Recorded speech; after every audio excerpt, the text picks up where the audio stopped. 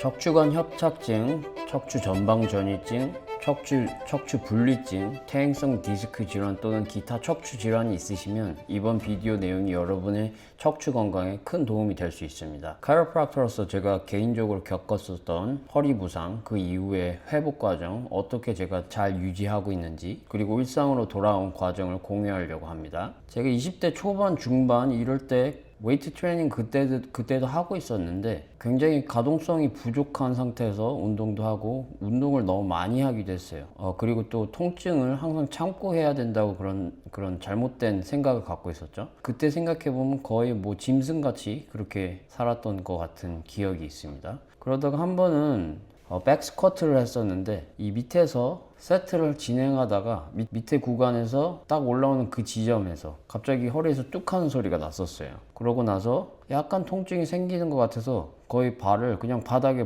던져 버렸었습니다. 그리고 나서 몇 초 안에 허리부터 왼쪽 다리로 이렇게 타는 듯한 신경통이 왔었는데 이게 그게 좌골신경통이 갑자기 왔었던 거죠. 그래서 그냥 풀썩 주저앉았어요. 발을 던지고 나서. 그리고 나서 다행히 바로 그때 당시에 완전 럭키했죠. 제 멘토 교수님이었던 분이 카이로프락터여서 허리를 교정을 받고 회복하는데 한 일주일도 안 걸렸던 것 같아요. 이제 그 과정에서 이제 엑스레이를 찍어 봤었죠. 어떻게 됐나? 소리가 나서 좀 뭔가 무서운 느낌이 났었거든요. 뭔가 부서지지 않았나 이런 생각까지 들었었거든요. 근데 실제로 척추 분리증이 발견됐었어요. 그때 당시에 소견이 L5 협부 이제 parse라고 하는 곳이죠. 이제 뒤쪽에 척추와 앞쪽에 있는 그 바디를 연결하는 부분인데 여기 부분이 이제 골절이 됐다. 그렇지만 뭐 앞으로 쉬프트 되고 그런 건 없었어요. 최근에 엑스레이 찍었을 때도 정상으로 계속 있더라고요. 그냥 그 자리에 계속 유지되고 있는 거죠, 다행히. 그래서 척추 전이증은 없었고요. 척추 바디가 그냥 정상적인 곳에 있었습니다. 그래서 이런 것들을 생각해보면 그때 당시에 힙 조인트도 굉장히 딱딱하고 둔근도 잘 안 움직이는 상태고 발목에 별로 그 모빌리티가 없었어요. 움직임 자체가 별로 없었습니다. 그래서 그런 것들이 이제 전반적으로 전방 경사를 너무 심하게 만들어서 밑에 구간에서 올라올 때 L5 쪽에서 이제 압력을 너무 크게 받은 거죠. 그래서 이제 척추 분리증이 생긴 건데 부상을 회복하는 데 있어서 정렬을 처음에 받았던 게 아주 제일 중요한 거였죠. 이게 없었으면 아마 다른 것들이 빠르게 회복이 안 됐을 거예요. 안정성도 빠르게 회복이 안 되고 그것 때문에 주변 조직이 안전할 수 없는 상태가 되니까 항상 딱딱하고 아프고 염증이 생기고 그런 상태가 계속 지속됐겠죠. 그 이후에 이제 이런 개념을 이제 알게 됐는데 척추의 아탈구 이 부분이 의학계에서는 카이로프락터들이 있다고 그러는데 자기네들은 모르겠다고 그런 식으로 얘기를 많이 했었거든요. 이게 없는 것 같다. 없는 건데 저 사람들이 자꾸 얘기하는 거다. 이런 식으로 얘기했는데 실제로 최근에는 다 있다고 얘기하죠. 골반 같은 데도 카이로프락터들이 거의 100년 동안 교정하고 있었는데 100년 후에 저 골반이 원래 움직이는 조인트구나. 이런 거를 100년 후에 알았죠. 카이로프락터들보다. 그런 것들이 이 조인트 관련해서는 카이로프락터들이 어떻게 움직이는지, 어떤 식으로 움직여야 되는지, 아니면 어떤 식으로 아탈구가 생겨서 그게 움직임을 제한하는지 이런 거에 대해서 정확하게 알고 있습니다. 그래서 아탈구라는 게 근데 제가 가지고 있는 L5 외쪽으로 제 왼쪽에 있는 골반 문제들이 계속해서 축적이 되다가 L5 쪽에 이제 영향을 미친 거죠. 그래서 L5가 다친 거였어요. 그래서 보통은 이제 요추 밑에 쪽이 많이 문제가 생기는데 뭐 위쪽에 생길 수도 있죠. 이제 요런 케이스들이 이제 엑스레이 보이는 케이스가 제 환자 중에 한 분인데 여기 L5 있고 4, 1 있죠. 근데 보면은 이게 L4에 척추 전방전이증이 있어요. 지금 보면 이렇게 그냥 바디만 이렇게 좀 대충 그려보면 벌써 눈에 보이기에도 원래 자리에서 이만큼 이동했죠. 그래서 이분 같은 경우는 거의 2기 비슷하게 가고 있는 추세예요. 그렇지만 2기 정도까지도 안정이 되기 때문에 교정을 하면은 여기 L4 디스크에 있는 압력을 많이 줄일 수 있고 움직임도 많이 개선할 수 있어서 재활 운동하는 데 있어서 엄청나게 기여를 할 수 있습니다. 움직임이 있는 상태에서 재활하는 거랑 없는 상태에서 재활하는 거는 천지 차이예요. 그리고 이제 후방변이, 특히 이제 간세 카이로프락터들이 많이 얘기하는 후방변이가 여기에 똑같은 게 후방변이가 보이죠. L2가. 이것도 똑같이 엑스레이 바디 쪽을 마진을 그려보면 여기 L2가 있고 여기 L3 있죠. 여기도 보면 뒤에 조지스 라인, 여기 조지스 라인이죠. 여기가 원래 여기에 있어야 되죠. L2가 이 뒤로 이만큼 나온 거예요. L2가 보시면 아시겠지만 L2가 여기 라인에서부터 이만큼이 튀어나왔어요.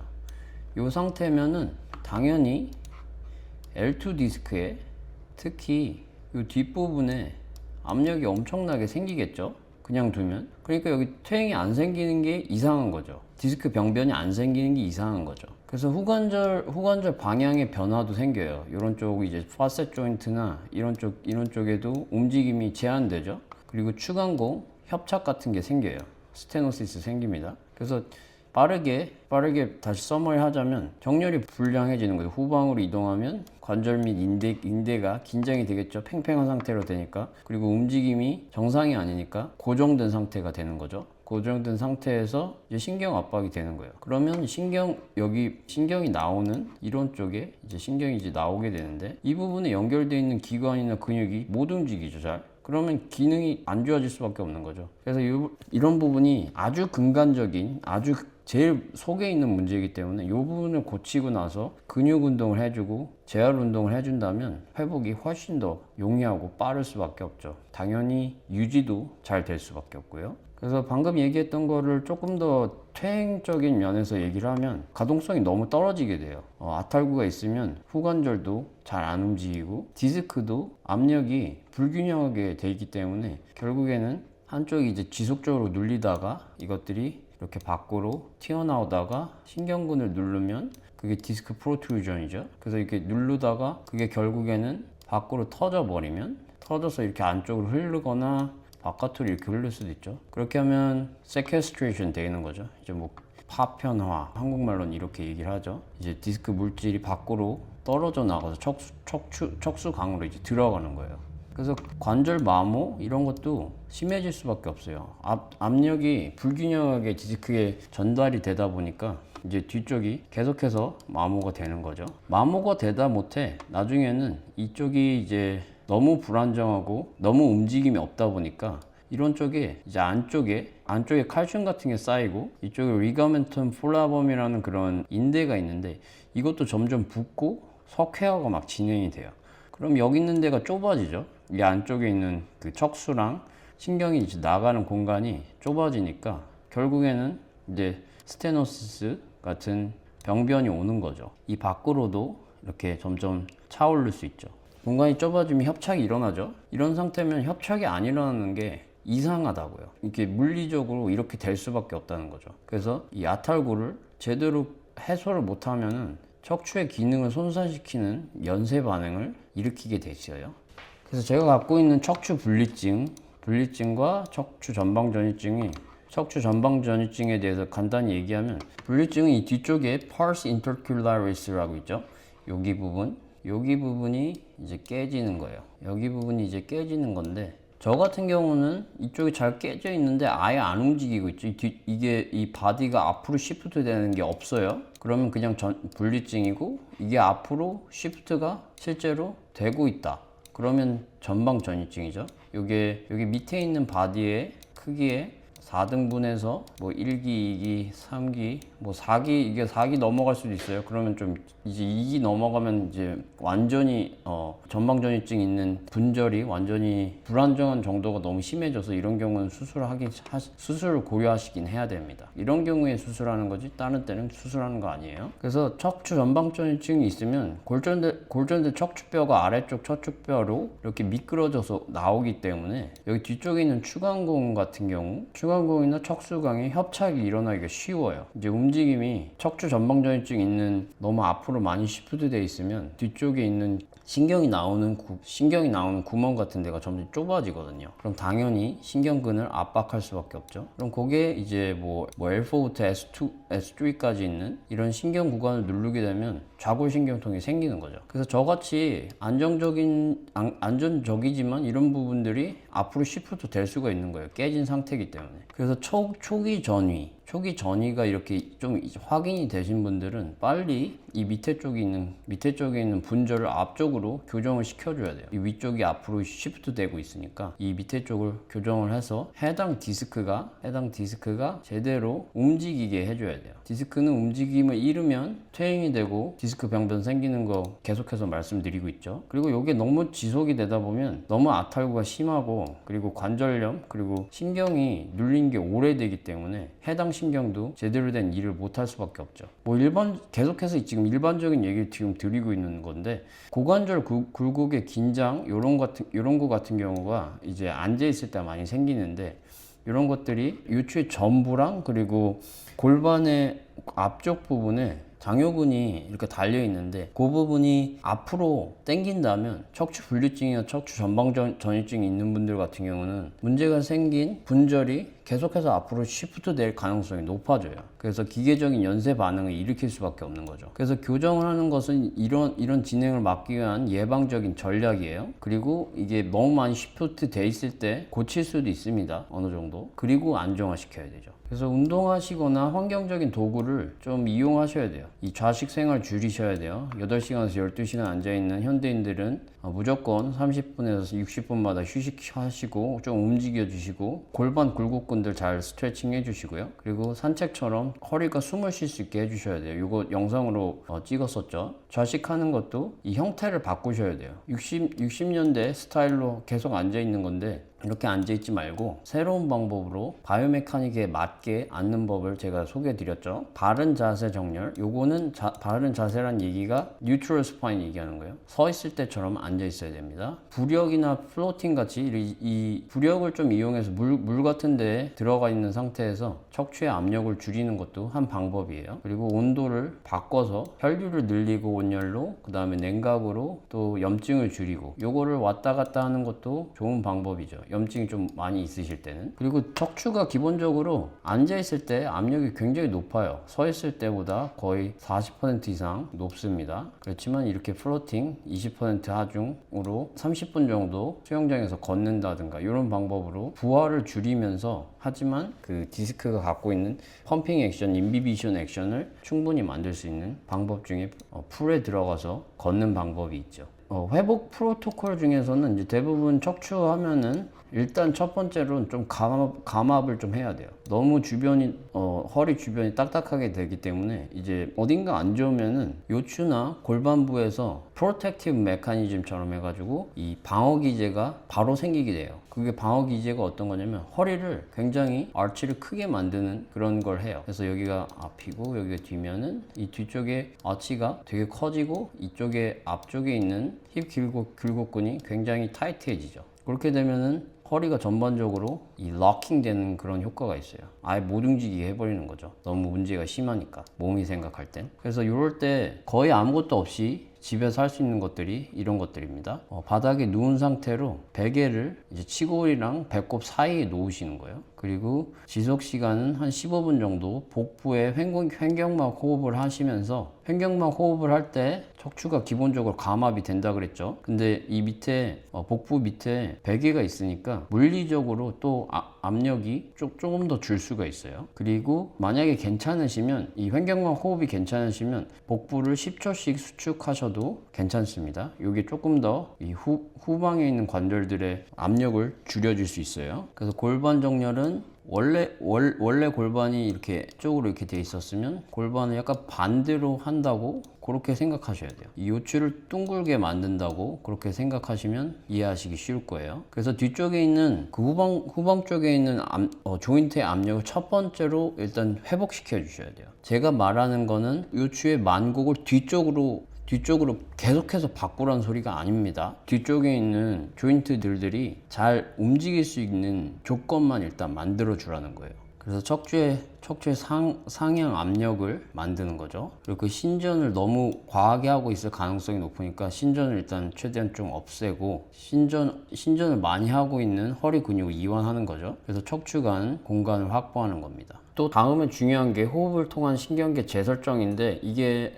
너무 아프시면은 교감신경이 보호 모드가 너무 활성화돼서 사람들이 빠르고 얕은 흉식 호흡을 하게 돼요. 그러면 복부에 있는 근육들이 제대로 쓰이지 않게 되죠. 그렇게 되면 허리가 압력을 받고 있는 조인트들, 요추에 있는 조인트 혹은 골반에 있는 관절들이 제대로 움직이기가 힘든 상태가 점점 만들어질 수밖에 없어요. 그래서 근육 긴장 그리고 방어 기전 이런 것들이 회복을 더디게 할 수밖에 없죠. 그리고 당연히 아프니까 콜티솔도 올라오고 심박수도 상승하면은 이제 장기적으로 이것들이 지속이 되면은 관절이 회복하기가 힘들죠. 그래서 전체적으로 이런 것들이 관절 회복 및 복구를 차단할 수밖에 없어요. 점진적으로. 하지만 부교감신경 성장 모드에서는 깊은 복식 호흡을 하고 그것들이 이제 근육 이완 및 이제 고통을 좀 낮추는 효과가 있죠. 척추가 제대로 숨을 쉴 때, 복부로 제대로 숨을 쉴 때 횡격막을 써서 호흡을 할 때 척추가 숨을 쉬고 영양 공급도 받고 산소 공급도 받고 부분적으로 견인되는 효과도 있다 그랬죠. 그런 영상을 그 전에 한번 다뤘으니까 한번 체크해 보시는 것도 좋을 것 같습니다. 이제 전반적으로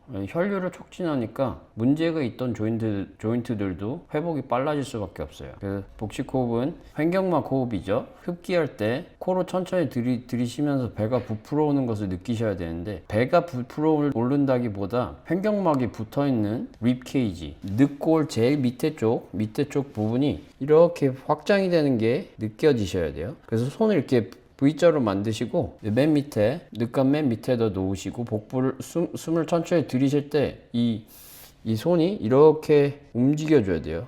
늑간이 복부 밑에 쪽이 점점 커지면서 손가락을 눌러주는 거죠. 그걸 확인을 하면서 숨을 쉬는 게 좋습니다. 그래서 확장할 때 손을 직접 느끼시면서 그렇게 직접 느끼시면서 숨을 쉬면 좋고요. 그리고 3단계에는 천천히 입으로 내뱉습니다. 요거를 계속해서 리핏을 하시는 거예요. 계속해서 5분 10분 하시고 실질적으로는 요게 완전히 체득이 돼서 하루 종일 하고 계시면 그게 제일 좋죠. 그리고 척추 안정성을 위해서 기본적으로 이런 운동들은 어느 정도 하고 있어야 돼요. 그 브릿지 운동 같은 거. 브릿지 자체는 엉덩이 근육을 주로 사용하는 동시에 고관절 굴곡근을 능동적으로 연장한다 그랬어요. 그러니까 엉덩이를 이렇게 올리는 구간에서 여기가 펠비스면은 이제 ong덩이를 쓰겠죠. 이쪽을 쓸 수밖에 없고 그리고 이 굴곡근이 늘어나 줘야지 엉덩이를 쓸 수 있겠죠. 그래서 되게 중요한 게 중립 척추를 유지하는 게 중요해요. 이게 중립 척추를 이용하려면 복부를 굉장히 생각보다 세게 잡아야 됩니다. 이 복부에 힘을 제대로 주지 못하면 요추가 과하게 후만될 수도 있어요. 그렇게 되면 압력이 또 높아지니까 안 좋을 수 있겠죠. 척추에 신경이 찝히신 분이라든가 뭔가 그쪽에 염증이 있으신 분들은 이런 식으로 잘못 운동하게 되면 좋은 운동이라 그래도 안 좋게 작용할 수가 있어요. 그래서 코어를 사용해서 배꼽을 척추 쪽으로 당긴다고 생각하시고 등허리를 완전히 평평하게 그렇게 만드신다고 생각하시면 돼요. 그리고 엉덩이를 들게 되면은 골반을 들게 되면 당연히 엉덩이 근육이 개입이 안 되기가 힘들겠죠. 그래서 들으신 상태에서